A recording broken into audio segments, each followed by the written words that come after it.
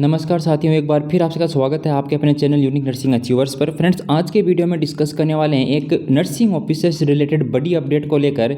AIIMS Gorakhpur ने एक notification जारी किया है। हालांकि एम्स गोरखपुर ही नहीं, समय समय पर एम्स नागपुर के द्वारा, एम्स न्यू दिल्ली के द्वारा, एम्स ऋषिकेश के द्वारा भी इस प्रकार के नोटिफिकेशन है वो जारी हो चुके हैं। एम्स ऋषिकेश ने तो एक बार स्ट्रिक्ट एक्शन भी इसके खिलाफ लिया है। तो चलिए क्या मैटर है देखते हैं, आप सभी को समझाने का प्रयास करेंगे कि आखिरकार ऐसा क्यों होता है।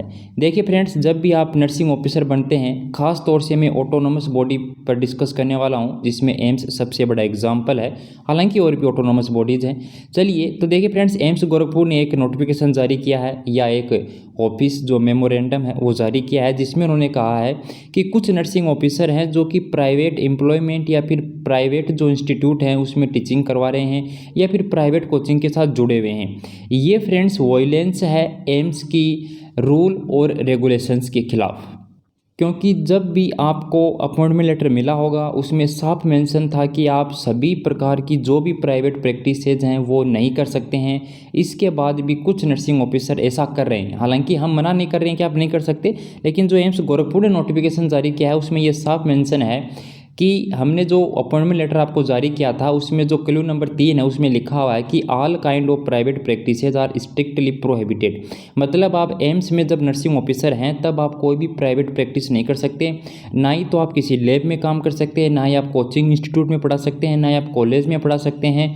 मतलब कोई भी अपना प्राइवेट काम नहीं कर सकते जब आप खास तौर से एम्स इंस्टीट्यूट के साथ जुड़े हुए हैं as a nursing officer.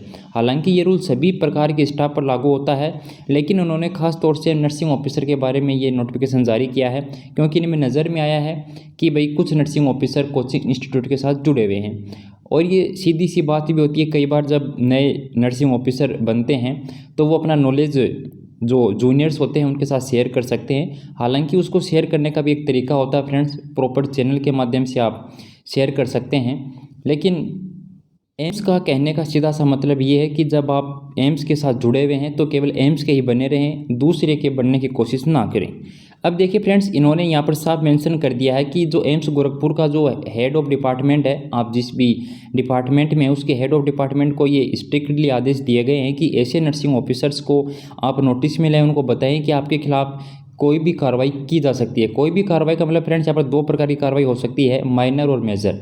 Minor में आपको चेतावनी दी जा सकती है, मेजर में आप जानते हैं आप प्रोबेशन पीरियड में हैं तो आपको वहाँ से निकाला भी जा सकता है। हालांकि इतना बड़ा फर्स्ट चांस में फैसला नहीं लिया जाता है, पहले आपको चेतावनी दी जाएगी, उसके बाद आगे कार्रवाई की जाएगी। तो फ्रेंड्स, ये छोटा सा एक मैटर था जो हमने आपके साथ शेयर किया है। अगर आप भी किसी एम्स इंस्टीट्यूट में हैं तो कम से कम 2 साल आप जब प्रोबेशन पीरियड में हैं तो ऐसे काम से बचें। हालांकि भविष्य में बचना है, लेकिन कम से कम 2 साल ज़रूर बचें, क्योंकि आप 2 साल तक, आपको बता दें, आप कॉन्ट्रैक्ट बेस पर ही कार्य करते हैं, उसके बाद आप परमानेंट एम्प्लॉय होते हैं। अगर आपको हमारी बात पर विश्वास नहीं है तो आप जो सेंट्रल सिविल जो सर्विस रेगुलेशन 1965 है उसको एक बार स्टडी कर लीजिएगा। हमने किया है तभी हम आपको बता रहे हैं। धन्यवाद साथियों, वीडियो को शेयर और चैनल को सब्सक्राइब करने के लिए।